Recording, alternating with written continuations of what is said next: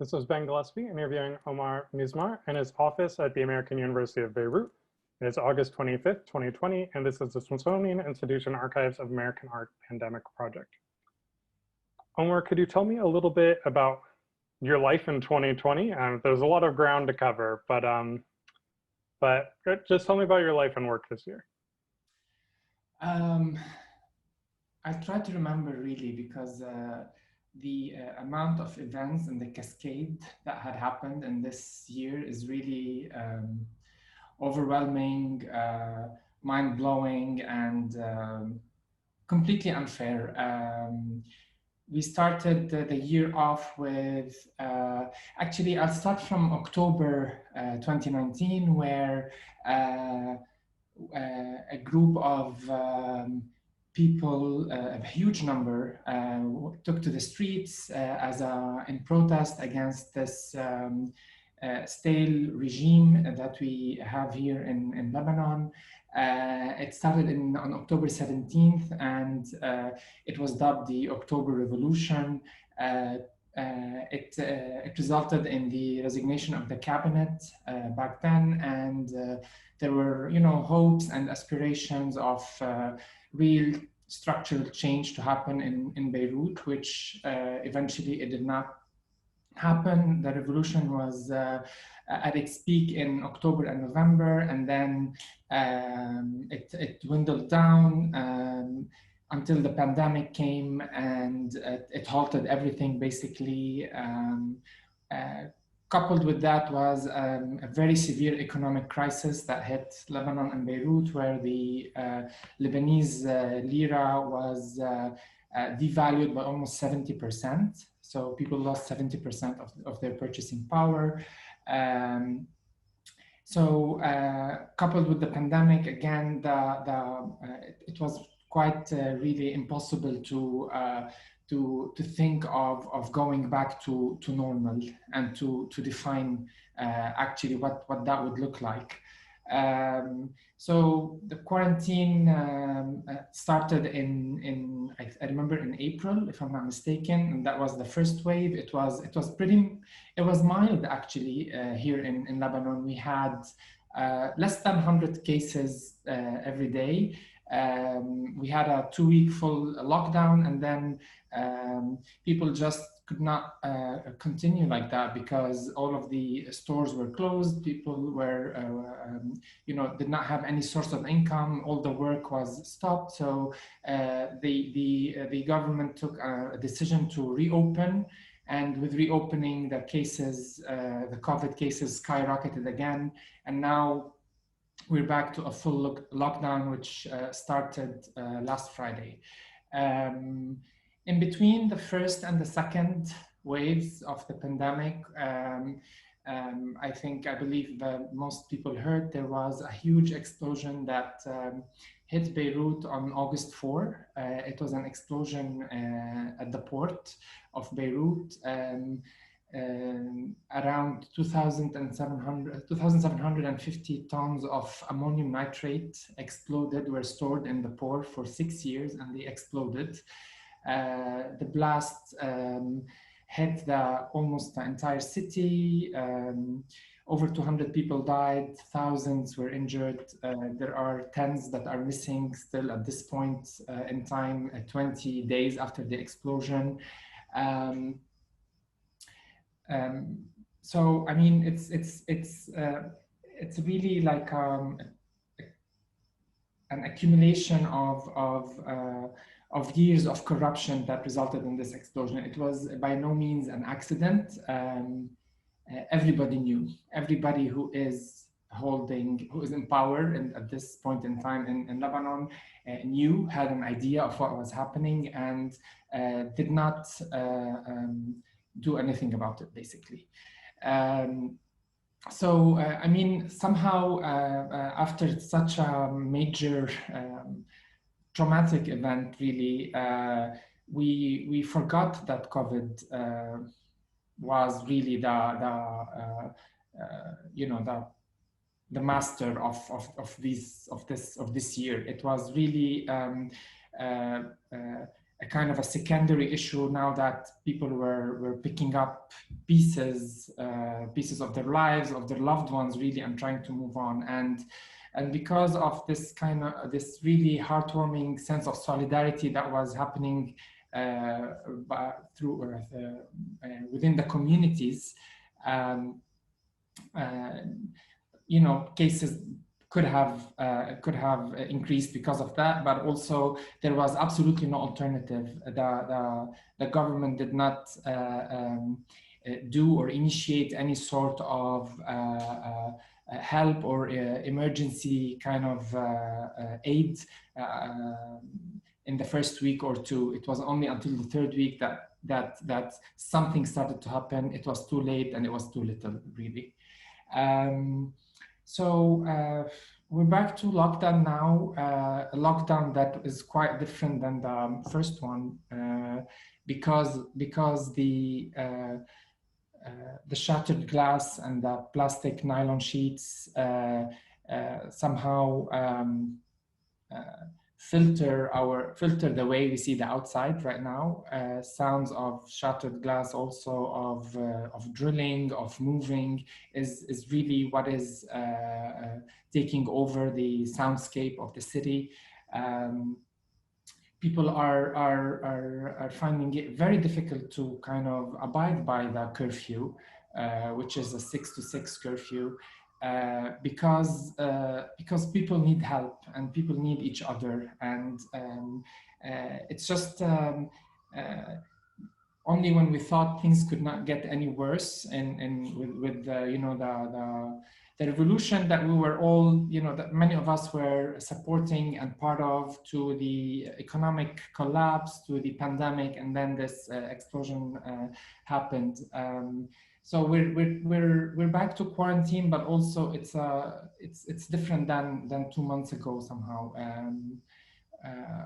At least for me, I spend a lot of time at my house, but also I find it very difficult to stay there right now because of the condition of the house and how noisy it is. You'd expect a city to be quiet in lockdown, but it's not the case now at all.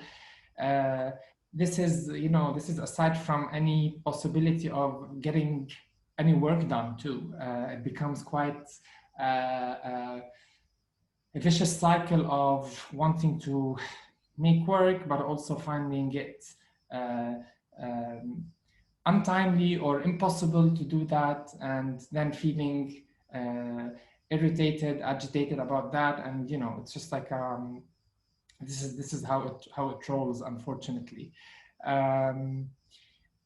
We are also starting the semester. We're supposed to start the semester on the 1st of September. Now it's postponed to the 7th of September. It's going to be also an online semester, which is its own beast, I think. And like it's really we're I'd say there's like a kind of a state of limbo almost here for us, especially for me in Beirut. Well, and it's just sort of an unbelievable human toll to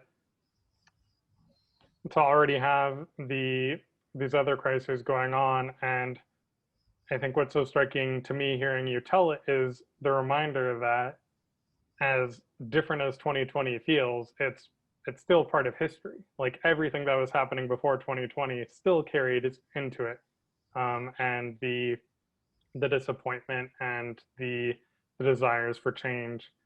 And so I guess because there are so many things to address within what you told me, I guess the first thing is, in a moment where you've got lockdown, you've also got this massive shared trauma and fear and instability. How are you caring for yourself and your loved ones, and how are you connecting with the people around you? I think that connection has also changed within these few months. During the first lockdown, it was more about being there with with your partner or with the people that you were seeing and mixing with, but that's it. It was like a really tight circle. After the first lockdown and the blast, things have entirely changed as well, because we needed to help each other. We needed to be around each other. We couldn't, that 2 meter social distance does not work in these times of of total fall down. They don't. People were some of the people were wearing masks as they were cleaning the debris and the rubble, but some just couldn't because they were, they felt it was an added layer of suffocation to their lives, basically. I keep in touch with friends via social media or the other kind of through texts, through phone calls, through Zoom video calls. I try to see people who I can see, like organize like a weekly potluck dinner for us just to get together and be together. It's not really, at this point, it's not very much about discussing and debating. It's more about being together somehow, of not feeling that you're by yourself, and that's mostly how things have been going. I mean, otherwise all of the meetings, all of the kind of appointments are scheduled online, and that also is very cruel, I think, in these times that we're going through here. You really need, I really need the human presence, the human touch somehow, and that seems to be quite unattainable in these times. Yeah. I guess I wanted to ask a little bit about, and it's hard to imagine getting any work done during this time. I mean, ambient anxiety was already so high. And then after the blast, I mean, what is there even to do? There's so much work to be done in the community, and so many, just, it's a new mountain that has to be moved. What I'm wondering is, do you find your attention being drawn to new things? What's occupying your mind, your work mind during this time? Well, also like the work kind of aspect of my life was very much influenced by all of these events that I described before. On the first night of the revolution, actually, that when the protests kind of started on October 17th, I was part of a show here called Homeworks, which happens every 2 years, and it was this year. The opening was on October 17th, and the night of the opening, people had to leave and everything closed. There was another show scheduled for November, but also it felt quite untimely and almost irrelevant to be doing these shows in the height of the uprising. And then we decided to do it in January, but then the gallery had to close because of the economic crisis in January, and then COVID came. So it feels that my work line and the timeline of events are very much intertwined, and kind of one is completely devouring and blocking the other. I find right now that writing has been one of the kind of soothing and calming things that would help me go through the day or the week, really, especially after August 4, just kind of making sure that friends and loved ones abroad know that I'm okay, but also trying to send out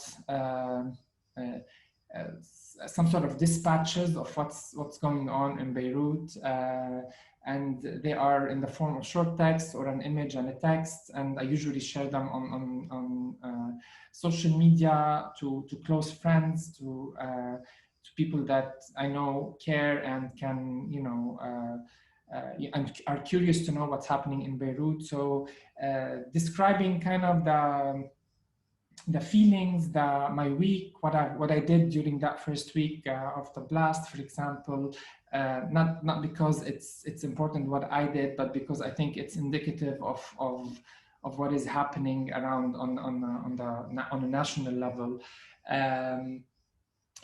Also, you know, like thinking about the materiality of the explosion, let's say, and the haptics and the sounds of it. So sounds of glass and nylon and I don't know, any sort of a big sound is really making me, and I believe most of the people who experience this disaster, you know, jump in their place or feel, you know, edgy or agitated, and I feel like this will take a long time of healing if one can achieve such a thing. And in terms of work that existed before all of this, it's really in storage. It's on hold. It doesn't feel that it will, unfortunately, that it will see the light anytime soon. I mean, I think that I don't want to say a percentage, but most of the art spaces in Beirut were severely damaged by the blast, and it was difficult, quite difficult before to find spaces to show work, and now it's quite impossible to do so. There are relief efforts and aid happening, but you know, this will take a very long time, I believe. And so I guess to wrap up, thinking about the future, what would you want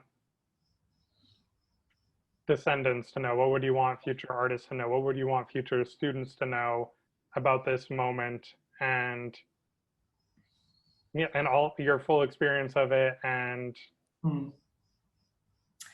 I think I would say that you know, taking care of oneself and their loved ones feels to be the utmost priority in such times. To, you know, to give oneself room to feel tired, and to feel you know, the need to be alone, but also to have the kind of I don't know, stamina or perseverance to continue fighting for the things that they believe are worth fighting for. In the case of Beirut, it's really about fighting for the for overthrowing this entire ruling class and this entire coterie of oligarchs, really, that are ruling this country. And you know, this is like one amongst many things, but to you know, keep these I don't know, wishful thinkings as projected into the distance somehow. Things that we walk towards, things that we sometimes run towards, sometimes that we roll towards if we're feeling tired. I think that it's really crucial to have a mild sense of drive, and this is in no way similar to the question of what's your 5-year plan. I think I'm completely I completely what's the word I feel repelled by these types of questions, and it's more about as artists what is coming from our feelings and also from our critical thinking that is worth driving forward with towards a particular issue or cause. Well, thank you very much for speaking with me. I hope you get to rest.